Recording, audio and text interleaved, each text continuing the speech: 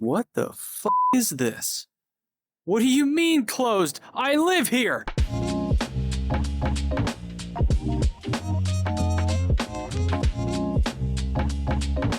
I have been an explorer in the radius for a while now. Okay, I'm somewhat of a veteran. I have made countless videos on this game, been beaten, burned alive, blown up, shot, stabbed, scared shitless, and I loved every single moment of it. But sadly, the game that we all love so much is slowly dying.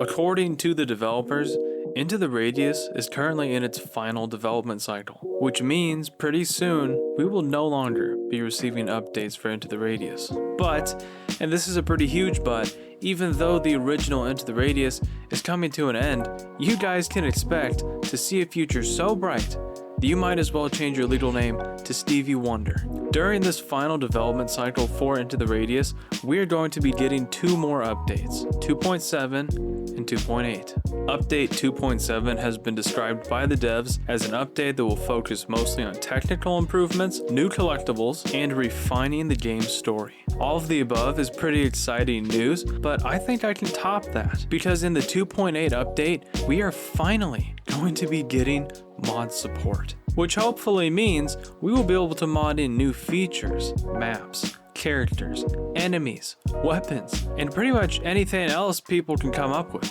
But before you get too excited, let me pull you back down to earth really quick, because mod support will only be coming to the PCVR version of Into the Radius, not the Quest 2 or Pico 4 standalone versions of the game. What I'm about to tell you is going to blow everything that I just said out of the water. Mod support is cool, we can all agree on that, but ultimately, Into the Radius isn't going to be getting any more updates after 2.8. It's over! There is literally nothing you can say to me that will make this situation better. Or at least that's what I thought before I saw this. There is going to be an Into the Radius Chapter 2.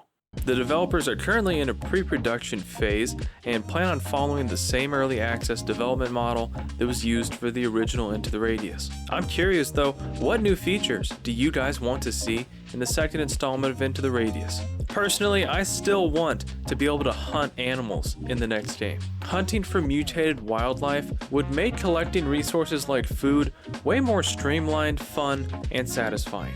Some bosses around the radius would be extremely cool, maybe similar to how you hunt legendary animals in Far Cry games. Well, since I've just been evicted from my home, I guess all there is to do is go forage. You know, a lot of people don't know this, but the most abundant food source out here is actually dirt. And I know exactly where to find the good stuff. These may just look like random holes, craters out in the radius, but they actually house the Rolls Royce of dirt. Now you can get a pretty accurate reading of the quality of dirt that you have based on how similar it tastes to human shit. The more similar the flavor profiles means that you, my friend, have some high quality shit, dirt. You might be wondering two things, okay? How do I know what human shit tastes like? And two, how can I be 100% certain that the dirt I'm eating isn't actually just human shit? And my rebuttal to that would be, it is a huge misconception that human shit is completely stripped of nutritional value, when in reality, human shit is actually one of the most nutrient-dense foods that can be found out here. A vast majority of the people out in the radius actually go as far as to say that human shit is a superfood. And that may not mean much, considering that I am the only living person out here, but I think you guys understand what I'm saying. No! God damn! Oh god, I just want to go home. Anyways, this is the end of the video, my friends. I hope you enjoyed it. Leave a like if you did. Subscribe if you haven't already. Thank you to my members. Enjoy the rest of your weekend, and I will see you guys on the next one. Bye!